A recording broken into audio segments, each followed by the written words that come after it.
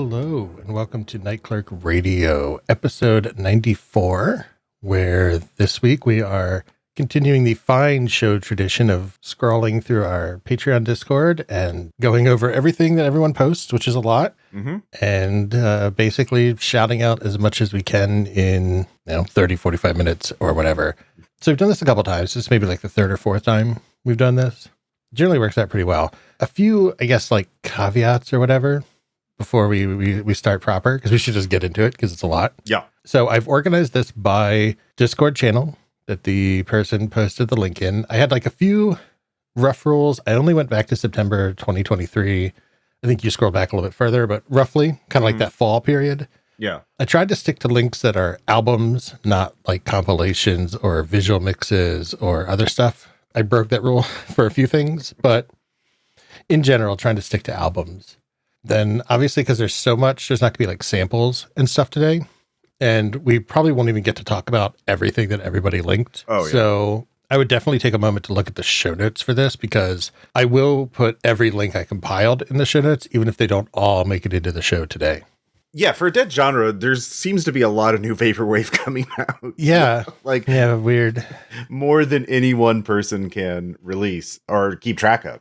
So like, it's good to just scroll through and see like what album titles at least catch your eye and take a listen, because there's a lot of really pleasant surprises. Like there's a lot of cool stuff that I had no idea existed, and eager to dive into it. Yeah, I think it's a little biased in a way, because I don't know if we just have a lot of overlapping tastes on the Patreon Discord, or that's how we all ended up in the same spot anyway. But there's a lot of stuff I hadn't heard of, but I was like, oh yes, another Doom drone metal album. I am completely satisfied. There's so much stuff that was just posted that I loved, and I was like, am I easy? Am I Mark? You just give me a little grummy music, and I'm with you. Grummy is the term I just made up. Couldn't decide between grimy and grungy. Yeah. So I think we should just get into it. So no fanfare, nothing. Yeah. So I'm just going down the channels in the order they appear in our Discord. My list is roughly chronological, but probably breaks out at some point. So we are starting with #Vaporwave. Hell yeah. I have a big list of albums here, as you see in the show notes. So I'm going to pick out one that was from the early part, which I really liked, was Barbershop Simulator by Slower Pace, which is a barber beat soundtrack to a game that doesn't exist. I was kind of drawn to it because the album art like reminds you of like Shenmue. Oh yeah. Or like that kind of like Dreamcast era RPGs. And then the barbershop, the simulator games have become so trendy because you can't have like careers or jobs anymore. So you have like Farm Simulator, Power Wash Simulator, Lawnmower Simulator, House Flipper Simulator, whatever you're into. So it's sort of one of the simulator games, just super chill barber beats, very enjoyable to listen to. I don't know if it got picked up by the YouTube algorithm, because that's where I first saw it, but it sort of was like everywhere. Yeah. It's got like over 500,000 views on YouTube right now. Yeah. It is quite hopping. I listened to this as well. Yeah, it's really nice, like barber beats style vaporwave. Yeah, very jazzy, very fun. And I didn't even realize it was like a soundtrack for a fake game, which is... Well, I don't know if that's actually supposed to be, but I treat it as one, because like the album covers of the style, and it is Barbershop Simulator, and it talks about being like a Sega Genesis game and for one player and stuff. But I treated it as a soundtrack. It doesn't exist. Yeah. Absolutely. No, it's like I've turned around a little bit on barber beats. I've started using the Bandcamp app more, and I have some barber beat albums on my in my collection, and so I put them on while I'm driving around. It's like, oh yeah, this is pretty nice. Yeah, I get it. Yeah, they're just curated mixes for chilling too. That's what I've come around on them. Exactly, and it's fun. So you can just transition to whatever you want to talk about. Yeah, I'd like to talk about Hatana. Years of Failure by Hatana, which is a glitchy kind of future funk album. It's like there are bits that are more experimental, like especially like the opening, and it gets in a little glitchy, but then it goes into the future funk kind of dance IDM sort of vibes. And it's really interesting to have this sort of glitchy kind of material in a future funk album. And it's sort of reinvigorated, because like future funk is like, oh yeah, it's Japanese city pop remixed. But like, you could do more with it. And this is proof of it. So again, a very fun album. Yeah, I think there were a lot of albums on that. I guess if there's a genre I'm slowly coming around on, it's probably some of this future funk. So there's like a handful of great future funk. That was one. Just to quickly shout out a few others. Sanitype by Cyan Blue was really good future funk. Super glitchy. Really fun album by Crystal Eternal, Arcade Girl EP. Really good future funk. And there was, I think the one you mentioned was the other one, just super glitchy, especially that Hot No one. Just like some of those end tracks are just so glitchy. Yeah, a lot of the glitchy stuff is sort of like bookending, like it glitches in the intro and outro, but like then it, intro glitchy and then like slides into like a really good beat, like nice danceable track, and then kind of like glitches back out. So yeah, it's still future funk. It's still can make your head nod, but like it's not just 1980s city pop anymore. Yeah. It probably hasn't been for a while. I just don't know anything about the genre. Yeah. So something I need to get caught up on. So a few other quick shout outs in vaporwave. There were quite a few. Yeah. How do I want to like organize this in my brain? So I'm going to shout out all the signal wave real quick. Just, I guess, I don't know, like now that I'm looking at my list, I'm like, there's so much. I knew this episode would be a mess because I know there's like so much I want to talk about, but you can't talk about all of it. I want to, but you can't. So some other tracks I really liked for being different.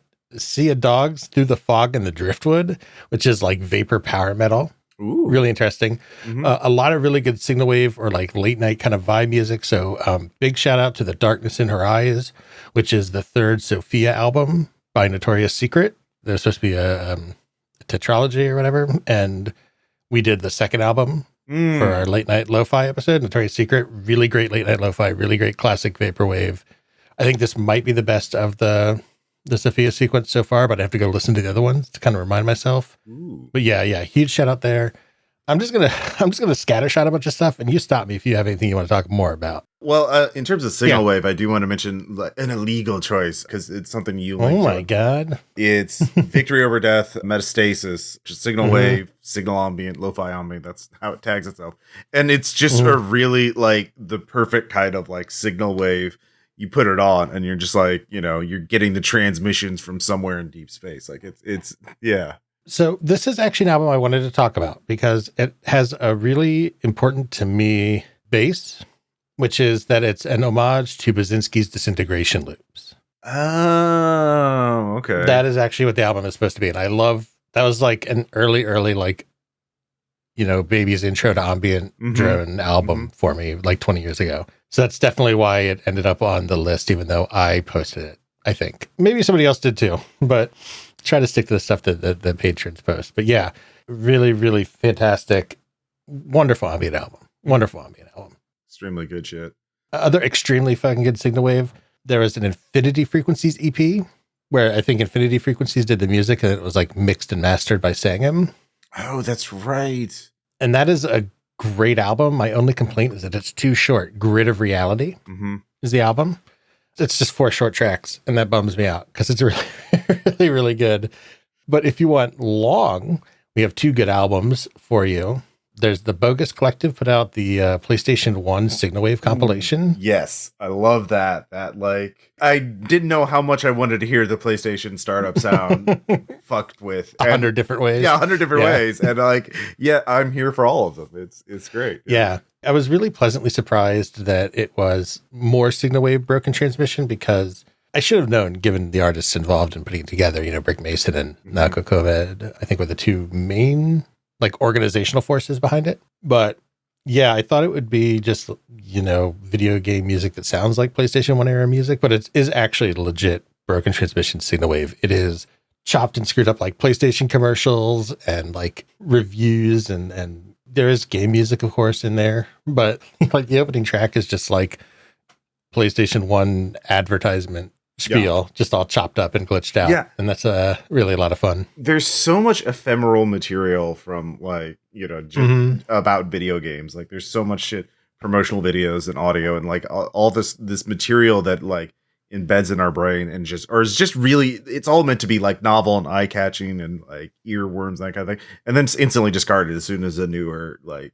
game or console comes around. And it's just mountains of material. And like, kudos to them for doing this, audio visual archaeology to bring it back and turn it into really something. It's like what Plunderphonics should be, and the finest version of Plunderphonics. So yeah. Great work. Absolutely. Yeah, really well put. Really well put. And then the other big compilation was by Sono Kinetic Spectrum, Dreams Unlimited. Sonic Kinetic Spectrum put out a huge 50-track, as many artists, I believe, like Broken Transmission, Signal Wave compilation. It's just a huge super group. Oh my God, 48 tracks? Yeah. It's so it could almost be like 2 or 3 episodes on its own, but there's a lot of names on it that we've either talked about or should talk about.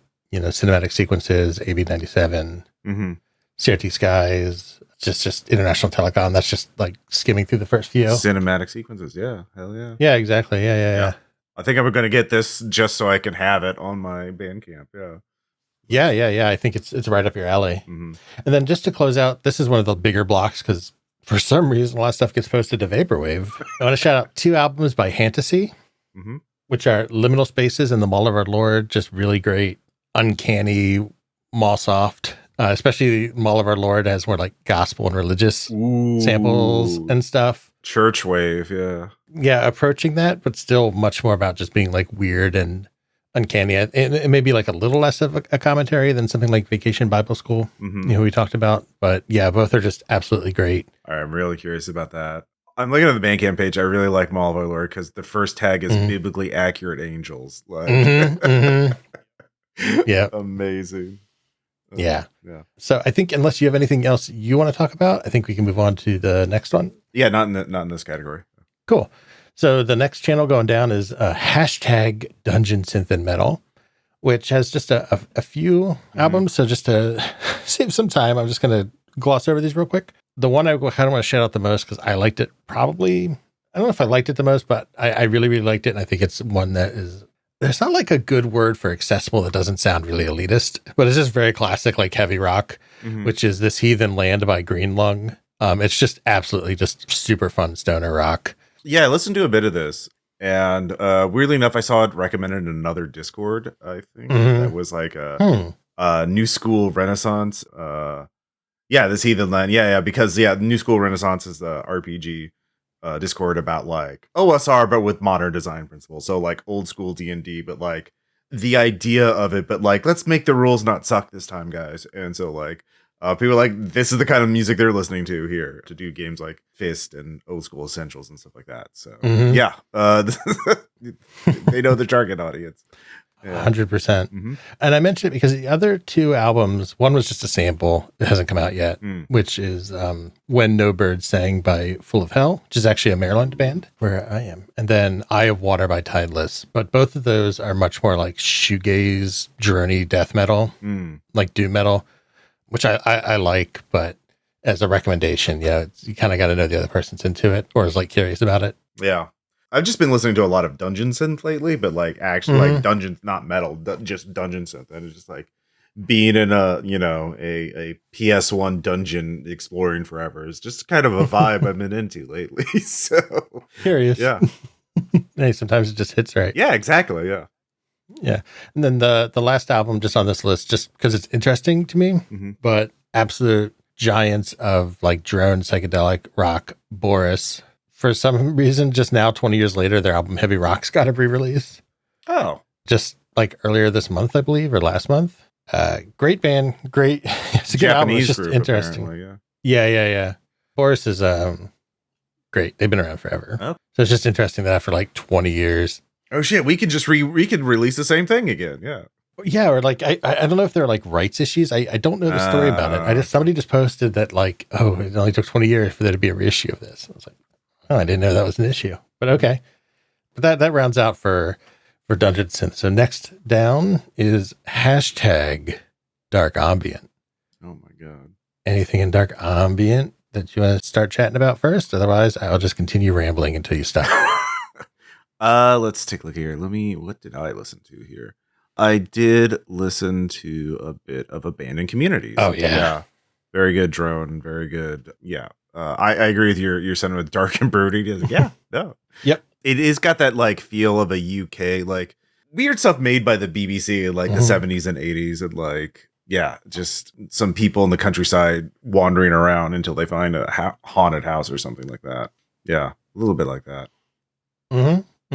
Yeah, I really liked it. I think what I really like about it, and I feel like I go back and forth on this all the time, but that it is just basically like 2 20-minute tracks. So I don't know, it just feels less broken up. There's just something about it all being like one big long idea that I really like. I don't know, just enjoy that structure. Exactly. Yeah, I really just enjoy that structure. I think a lot of the stuff in this section I enjoyed. I don't know if it's because we're heading into winter and it's dark at 5 now, but some cool albums in that regard were Before We Lie Down in Darkness by The Inward Circles and Myths by Eaglestone. The former just being like big, pensive, dark ambient, and the latter being similar but inspired by like Americana myths and rituals. So like a lot of cool percussion textures throughout, which is pretty interesting. Mm-hmm. There is Atlas by Laurel Halo, excuse me, which is nicer, close to dark jazz. Yeah, it has some like good piano work and a bit more of, I always say with air quotes on the show, real instruments. Mm-hmm. But probably the big thing, other thing to shout out is Sounds for the Soul also has a huge dark ambient compilation similar to the huge Slushwave compilation, which is like almost 50 tracks, one track per artist. So it is almost like 50 artists. So I think that's like a great place to go and find either new or new to you people, because we always joke about up-and-comers. I think someone said the other day that up-and-comer is just someone you haven't heard of before, but you think they're all right. Oh, yeah. Because there's like a vaporwave up-and-comer, but it had people who've been making music for like a decade on it. So like, yeah, no, exactly. Yeah. If it's new to me, yeah, it doesn't matter. I'm guilty of it. Yeah, so yeah. They could have been working for 10 years, but you're an up-and-comer. Yeah. Classic. I do want to mention one album that was mentioned in Vaporwave, but I feel it's better suited for dark ambient.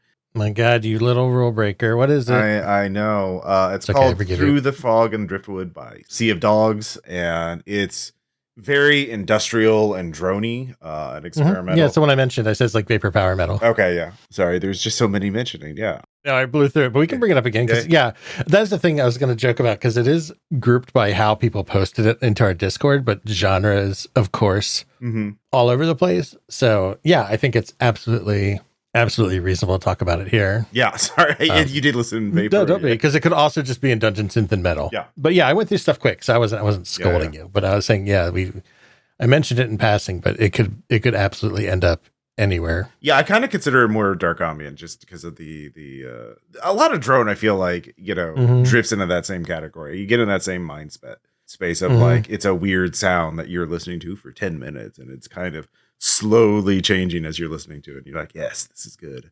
I like this. Yeah.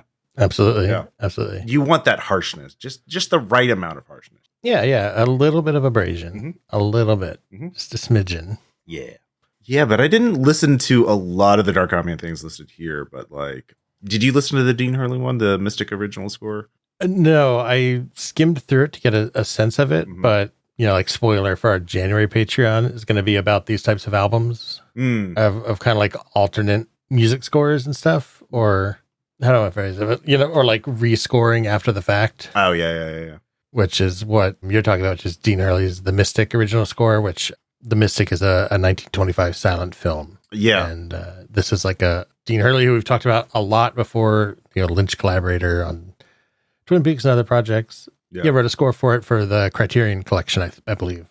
Yeah, so that is something we'll dive into more. So I was definitely, Dean Hurley, yeah.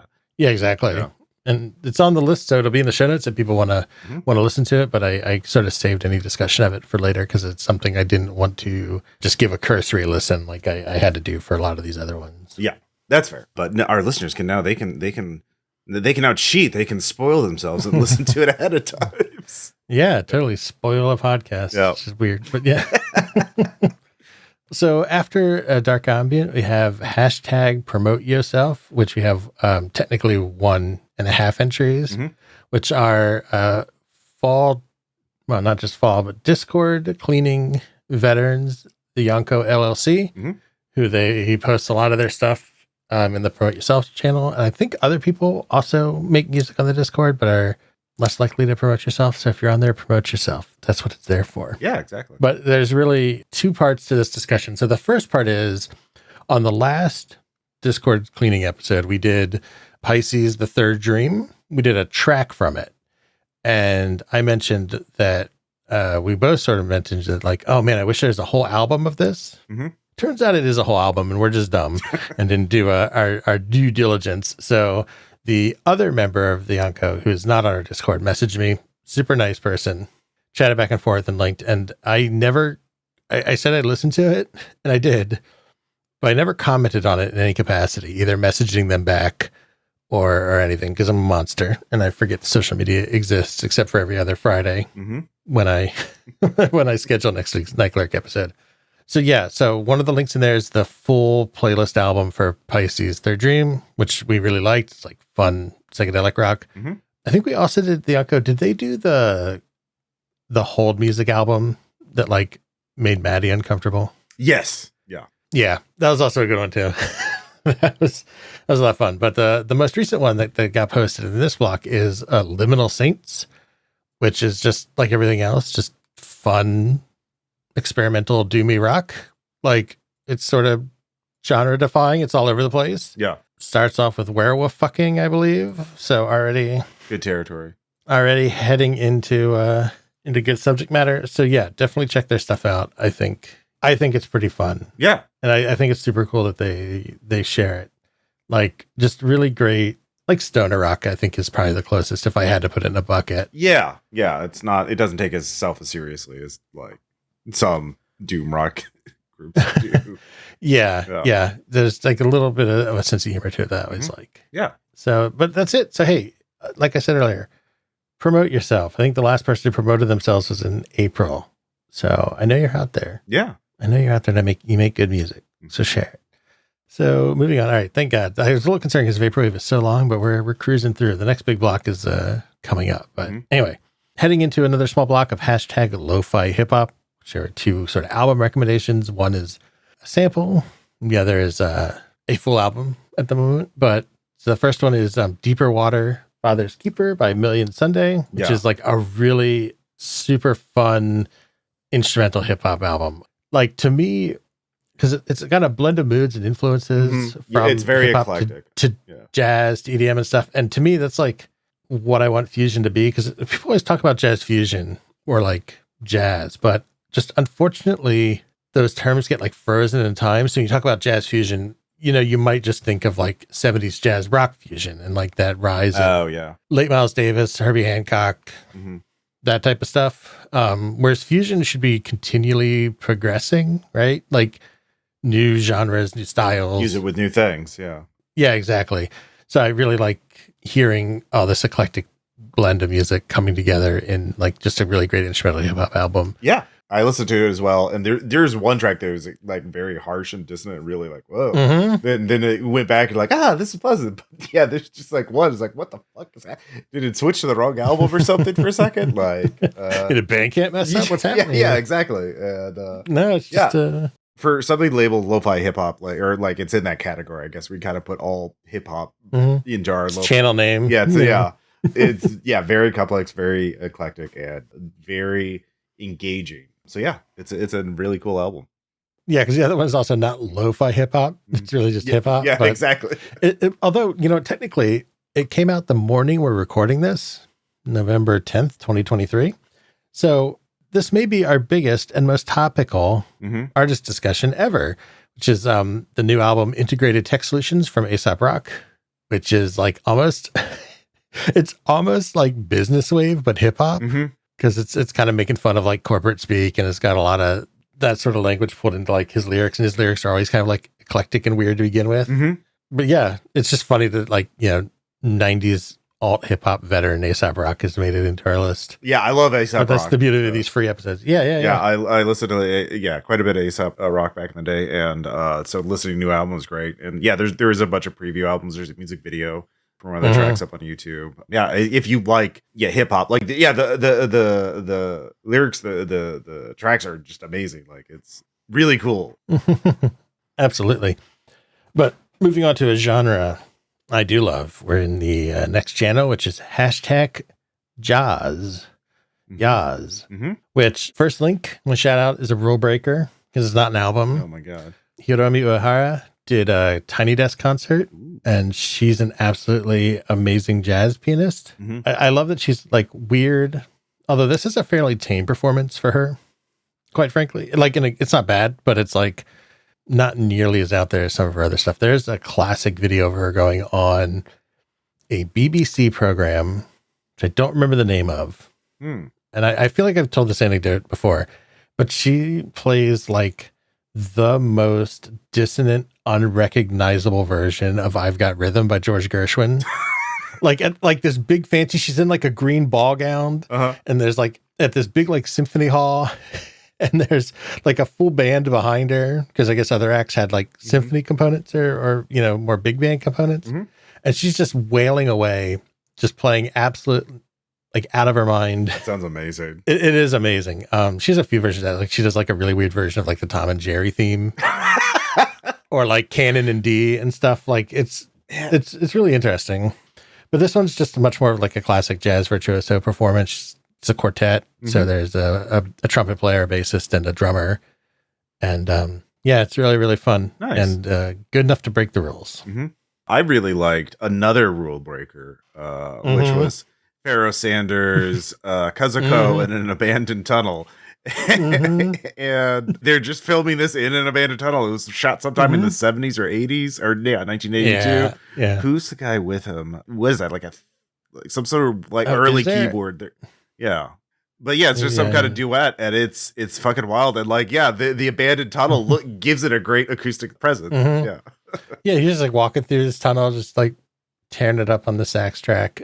Yeah, so that's a rule breaker. I posted it because it's great, but also because I love when we have a term on the Discord, algo synced, because we're all kind of into the same stuff. So we'll all get like in our recommendations kind of the same weird video.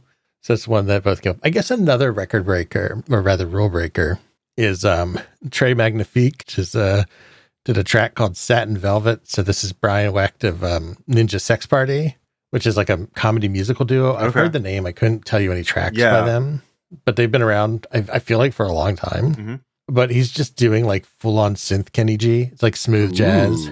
It's actually kind of fun. It's a little tongue in cheek, but it's also just like, it's interesting. It's very, I say it's very Kenny G, but maybe there are better references. But the actual other album I do want to shout out is Black Classical Music, which is, I think, the debut album from UK jazz drummer Yusef Days, who is a phenomenal jazz fusion album. He's a great drummer. This is a great album. 19 just killer tracks of very eclectic, just super, super enjoyable. Highly recommend it. Cool. I'll have to check it out. Yeah. What I missed. I think, and we've posted a few of his other like live performances and stuff in jazz. Like he's yeah, definitely listened to him before, just not that particular album. Yeah, I don't think he's ever. I think it's his debut album. I believe so. So, yeah, a couple jazz tracks to check out. So now we head into the other big block. Yeah, we're in the home stretch now, Peyton. Yep, I definitely want to talk about this Sabrina the Teenage DJ. So this is an amazing. I listened to half of Destiny, which was linked first, and then there's Destiny Abridged. Destiny is 4 hours long. It is an absolute just magnum opus of French house.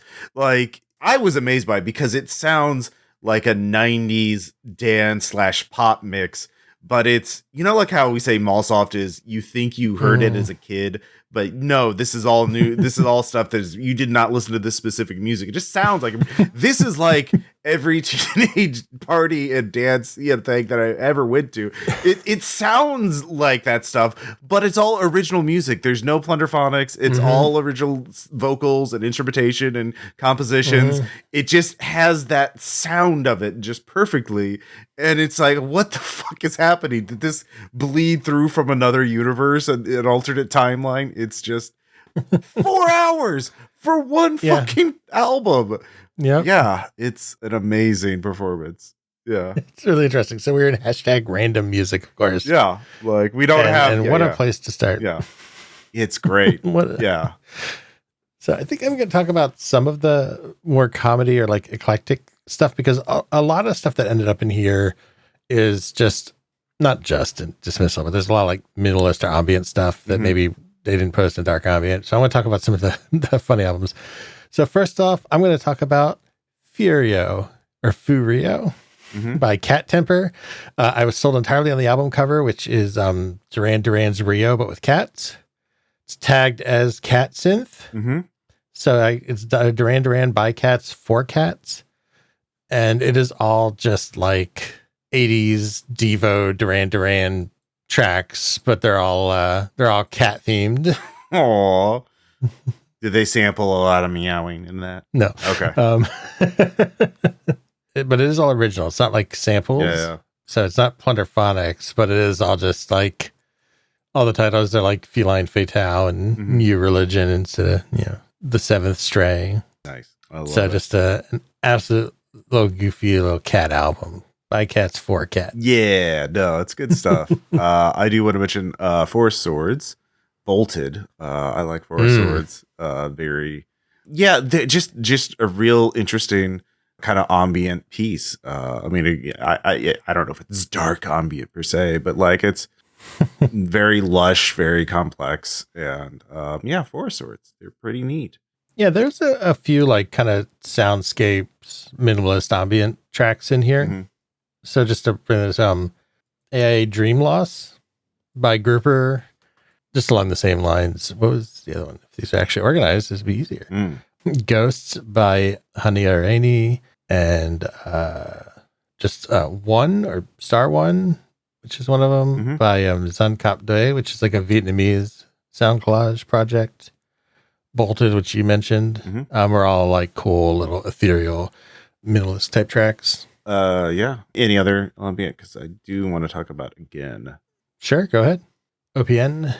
Onothrix Point Never. It's a incredibly, electronic is the only way to describe it. It is an incredibly weird and glitchy and complex album. It's very engaging and very like, hell yeah, this is great. I don't know exactly how to describe it. I mean, we could do a whole episode on just reviewing this album proper, but like it's so interesting and chaotic, I guess is the biggest word, but like never boring. Despite that, like I could still put it on and just work. Like something about it just causes the brain to like crackle and Yeah, a lot of cool experimentation. Yeah, that's exactly. Yeah, I think along the same lines of like cool electronica music in this category is Gilded Sentience by Ognos, released on Pacific Plaza, which I called Solar Breaks because it's like solar punk meets jungle. Ooh. It's like D&B jungle, but like with like a little bit of nature wave on top of it. Super fun album.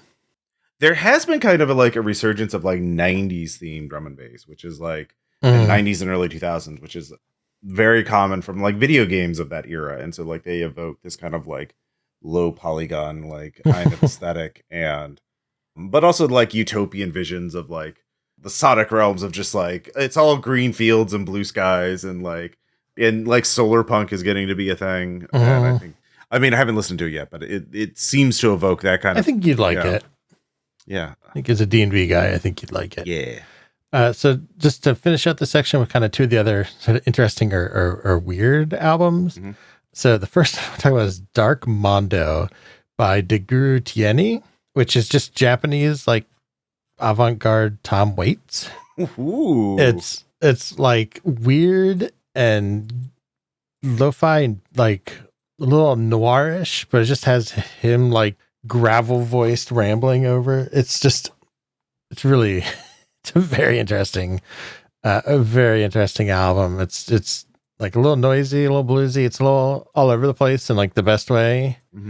But it's an artist out of Osaka, but like track 7, 13th Floor City and stuff will give you an idea of just cool. Very, very interesting. It's and I think it's all one guy, I believe. I could be wrong, but I think it's a one-man project.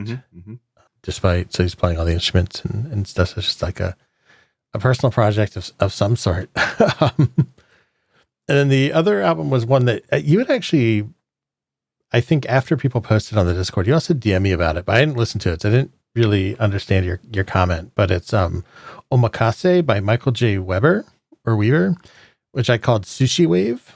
Oh, right. Yeah. Which is a set of tracks written by this person as they were kind of moving through, like transitioning into a culinary career. So it's kind of like a concept synth album, and all the track names are related to Japanese cooking. They're either like knives or dishes or styles of sushi or like philosophies around taste. And it's just kind of like retro synthwave. Yeah. But Sushi Wave. little business wave. Yeah, exactly. It's trying to evoke that like Japanese is the titan of business and empire, and like they're so good at business and like precision.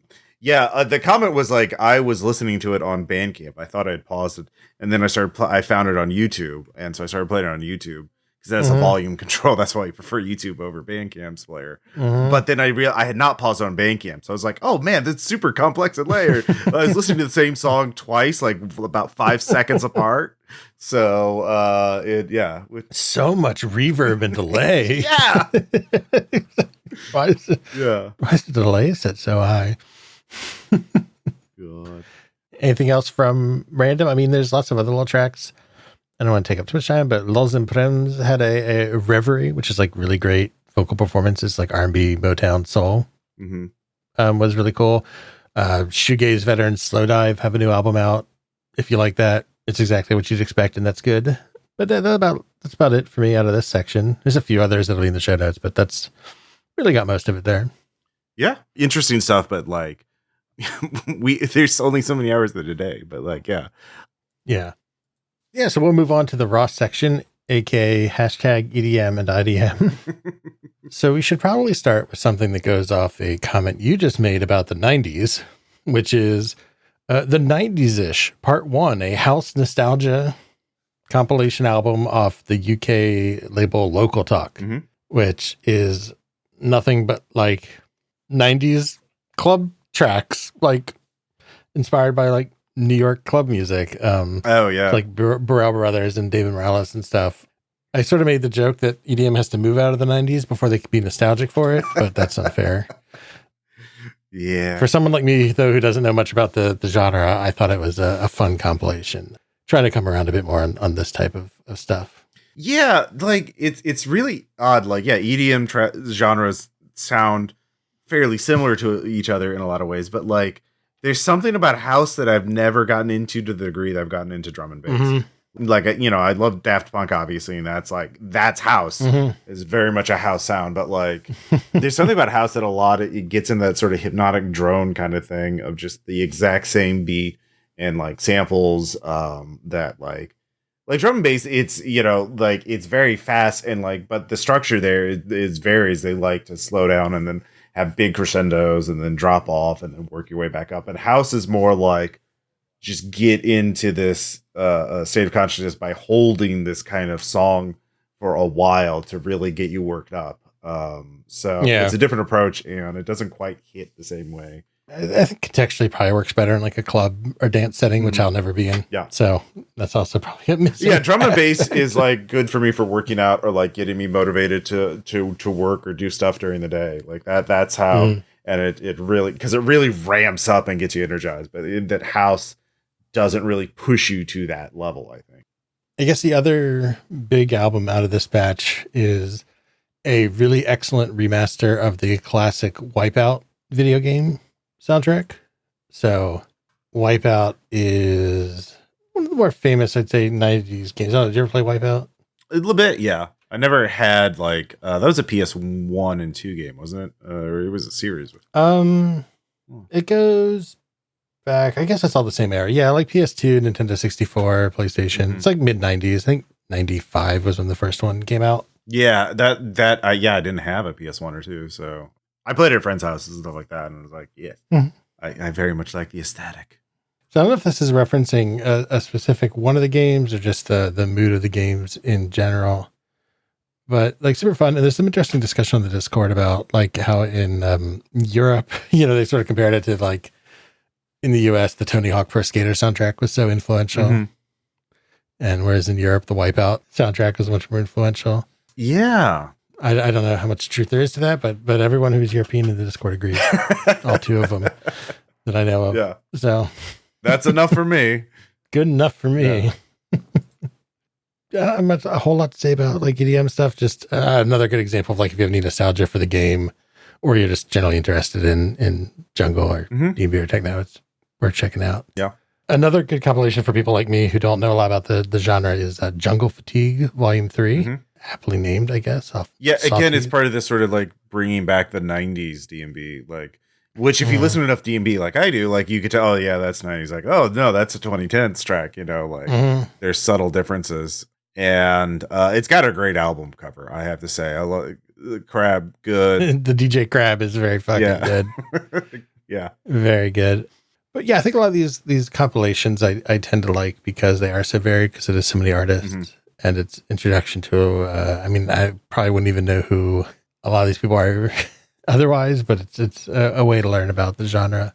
Same with the 90s compilation one I talked about earlier. But the two sort of albums I really, really liked are Ego Death 5, which is dark techno, I guess. I don't know what you would actually call it. It's like 4 pretty like industrial tracks, grimy and dark, you know, like cool vocal samples from political speeches and stuff. Yeah, like any EDM genre, like house has a lot of subgenres, and like it says like in the tags like Detroit, and like Detroit techno is a different subgenre than like French house or something like that. So like it's all my limited understanding is like it's a harsher like sound. Like French is you know, is smoother and like more, you know, female vocals, and but like Detroit is like, yeah, fuck yeah, we're gonna get into it. Yeah, like yeah. Interesting. More aggressive. Huh, okay. And then our last album is kind of an interesting surprise one, which is The Silver Chord by King Gizzard and the Lizard Wizard. Oh, who are really interesting genre benders. I sort of make the Mark Twain joke of like, if you don't like their music, just wait a minute, because they do everything from like prog rock to regular rock to metal to jazz fusion, just all over the place. And then they come out with this, which is more like, I don't even know, like electro pop, but not as upbeat. It's just an interesting little fusion album. I guess people posted in here because it does have like much stronger electronic or like electro rock elements than some of their other albums, but it's they're a hard one to pin down. Yeah, just listening to a bit of it, it sounds quite. Yeah, I'm quite intrigued. Although, yeah, it is $20 Australian for the digital album. Damn. Well, they're a real band, unfortunately. Oh, damn. All right. All right. None of these make me best offer dollar Plunderphonics albums. Sorry. Yeah, fair enough. I've been spoiled. You've been spoiled with all this stolen plunder acoustic. Yeah. Yeah, I know, right? Sports, like you get into real music. Next thing you know, you'll be spending $400 to see the Rolling Stones or something. Oh God, no! Please, anything with that. It's your future. Oh no! Spending $500 to go see U2 in the Sphere. Yeah, the Sphere. It only lost $100 million in its first quarter. That's not bad for a first quarter. Yeah. They did have a flood, I think, in like in Las Vegas. I wonder how much damage that did to the Sphere. Overachievers. Yeah.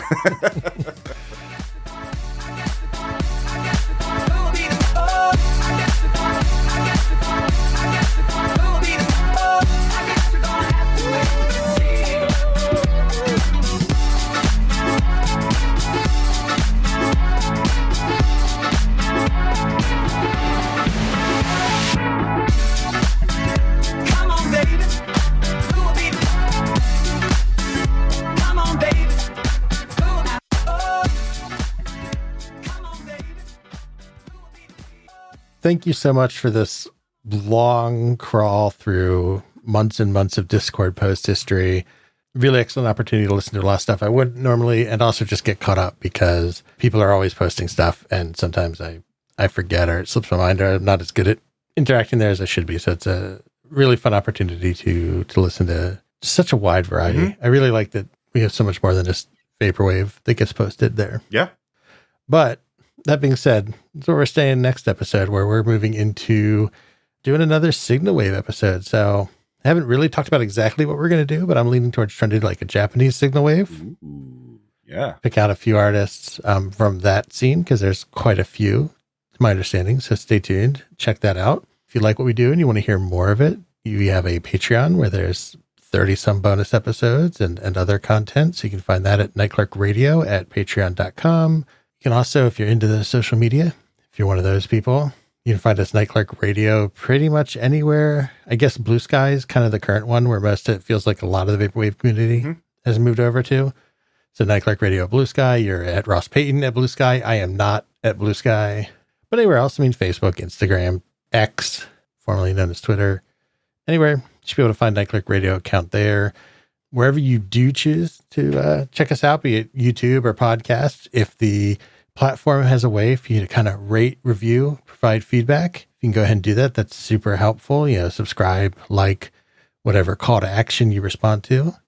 And we always kind of round off by advocating building community. I mean, all of these great recommendations in this episode came from a built up community of people who are into a lot of the same things. So I hope you go out and find your own community and you share what you like with them and that we're part of it. So we'll catch you next time. Bye. Bye.